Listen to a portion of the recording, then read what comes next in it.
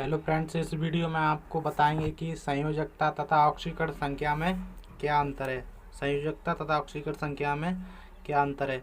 तो ये हमने दो कॉलम बना लिए, एक तरफ संयोजकता, दूसरी तरफ ऑक्सीकरण संख्या। चलिए पॉइंट बाई पॉइंट हम इसको देखते हैं कि ऑक्सीकरण किसे कहते हैं और वो ऑक्सीकरण संख्या और संयुक्ता, जिससे कि आपको कभी प्रॉब्लम ना हो, मतलब कि कभी कोई समस्या ना हो। तो पॉइंट नंबर 1, संयोजकता में किसी तत्व की संयुक्ता उसके एक परमाणु द्वारा स्थानांतर या साझे में प्रयुक्त इलेक्ट्रॉनों की संयुक्ता होती है।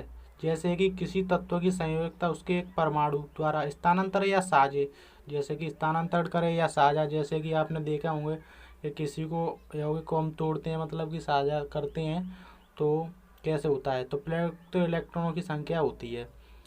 तो देखते हैं, जैसे कि एग्जाम्पल CH4 है, तो यहाँ पे हम CH4 को संरचना बिंदु से देखते हैं कि कैसे। तो यहाँ पे देखो, मैंने इसको C का साइन दे दिया है डॉट, हाइड्रोजन का ये क्रॉस करके।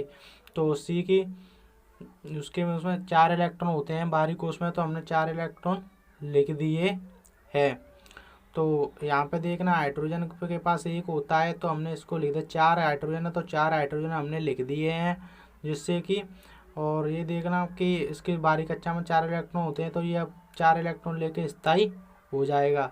तो देखते हैं, जैसे कि इसने एक का कर लिया, इसने एक का कर लिया, इसने एक का, इसने एक का, तो ये 4 लेके करेगा, तो इसको ऐसे कर देंगे। देखो ऐसे मैं कर रहा हूँ, ऐसे ऐसे कर देंगे, तो इसके भी इसकी कक्षा में पूरे इलेक्ट्रॉन हो गए।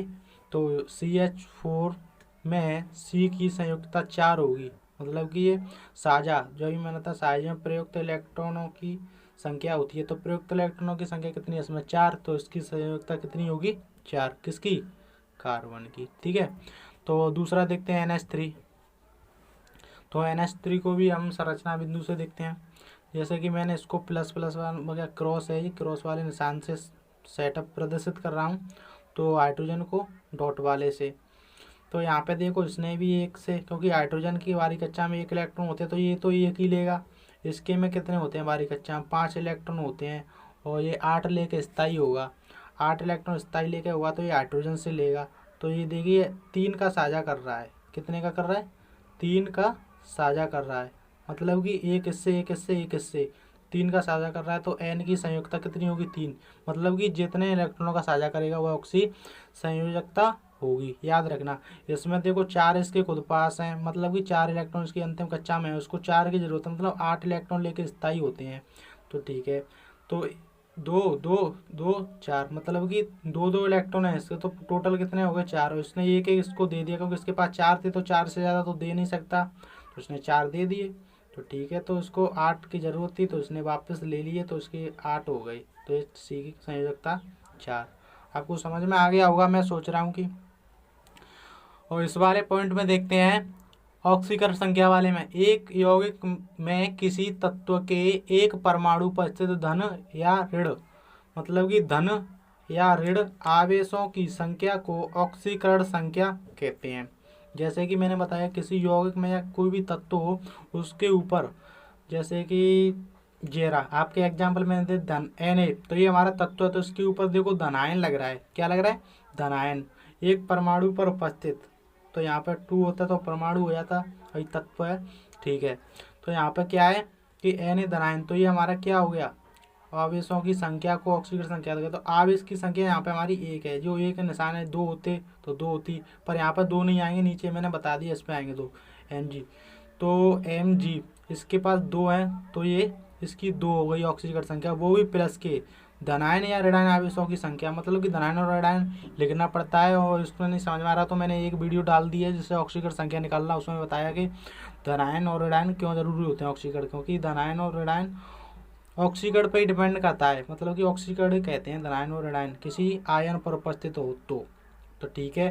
तो जैसे कि यहाँ पे 2 धनायन है, यहाँ पे 3 धनायन है, ये सब क्या है, आपके ऑक्सीकरण संख्या है, क्या है, ऑक्सीकरण संख्या है। इस पर +2 है, इस पर +1 है, +1 +1 +3।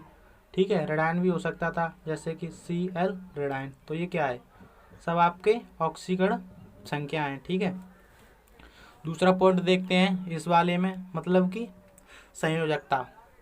तो चलो, इसको धन अथवा ऋण चिन्ह द्वारा प्रदर्शित नहीं किया था। हमेशा याद रखना कि संयोजकता को चिन्हों द्वारा नहीं प्रदर्शित करते हैं, मतलब कि धन की है कि ऋण की +3 है कि देखो मैंने 3 लिखा है तो यहाँ पे लिखा तो नहीं है 3 की या 4 की, और यहाँ पे देखो सी की निकाली संयुक्ता लिखा तो नहीं है मैंने, तो यहाँ पे आपको भी नहीं लिखनी है। जहाँ कहीं भी आपको दिख रहा होगा कि जो चिन्ह द्वारा प्रदर्शित नहीं है तो उसको आंख मीच के समझ लेना बिना पेन चलाए कि वो संयुक्ता ही है, ना कि ऑक्सीकरण संख्या। किताब में या कहीं भी लिख रहा हो, एग्जाम पेपर कुछ भी XYZ। और इस वाले पॉइंट में इसको आवेशों के अनुसार प्लस अथवा माइनस चिन्ह द्वारा प्रदर्शित करते हैं, जिसको आवेश होते हैं, जैसे कि मैंने अभी बताया था Na धनायन या Cl ऋणायन। तो यहाँ पे जो आवेश है हमारे, क्या है ये आवेश, ये वाला। तो यहाँ पे आवेश जो चिन्ह प्लस का होगा या चिन्ह ऋण का होगा तो हम प्रदर्शित करते हैं, जब तो हमें पता चला। तो ये ऑक्सीकरण संख्या पहचानने की जो आपको विधि है, वो ट्रिक है, वो मैंने बताते जा रहा हूँ। तो आपको समझ में आ रहा होगा कि ऑक्सीकरण संख्या क्या होती है, संयोजकता क्या होती है। और संयोजकता में देखिए तीसरा पॉइंट, इनका मान सदैव पूर्ण होता है, मतलब कि ये चेंज नहीं होता है, इसका मान फिक्स होता है, इसका मान फिक्स होता है।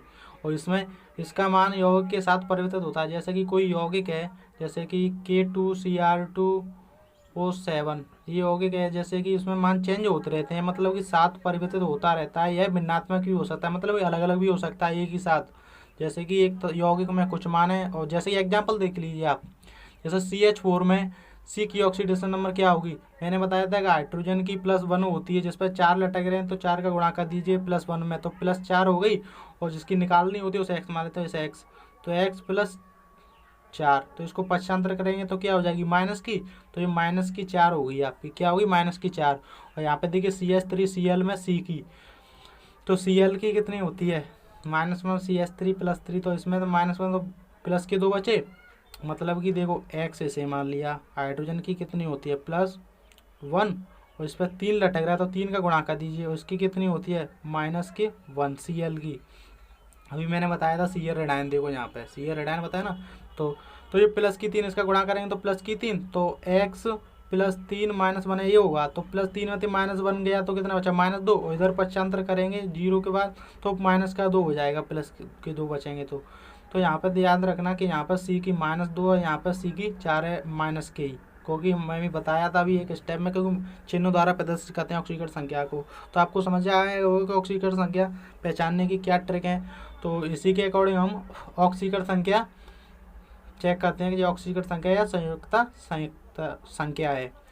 तो देखना भिन्नात्मक भी हो सकती है, तो देखो यहाँ पर -4 है, यहाँ पर -2, अलग अलग है ना, तो ऐसे हो सकती है। और यहाँ पे याद रखना शून्य वर्ग के तत्व संयुक्ता, शून्य वर्ग के तत्वों की संयुक्ता शून्य होती है, जैसे कि He, Na, Ar, Kr, Xe, Na, हमेशा इनकी शून्य वर्ग के तत्व हैं। या अगर आप मेंडलीव की जो साइड है उसमें आपने पढ़ा होगा कि ये शून्य वर्ग के तत्व हैं, तो इनकी संयुक्ता शून्य होती है। शून्य क्यों होती है, क्योंकि इनकी कक्षा पूरी कंप्लीट हो जाती है। जैसे कि हीलियम है 2 पे आता है तो उसकी कंप्लीट, नियोन है तो 10 पे आता है, तो उसको K11 द्वारा तोड़ेंगे तो क्या आएगा 2,8, तो ऐसे होता है। ठीक है, आपको आशा करता हूँ कि आपको ये वीडियो पसंद आई होगी। ऐसे ही AR है 18 पे आता है 2,8,18, ये स्थायी हो गया मतलब कि। ठीक है, तो इस चैनल को सब्सक्राइब कर देना। ठीक है, समझ में नहीं आया तो कमेंट्स में बता देना, मैं आपको अगली वीडियो में बताऊँगा।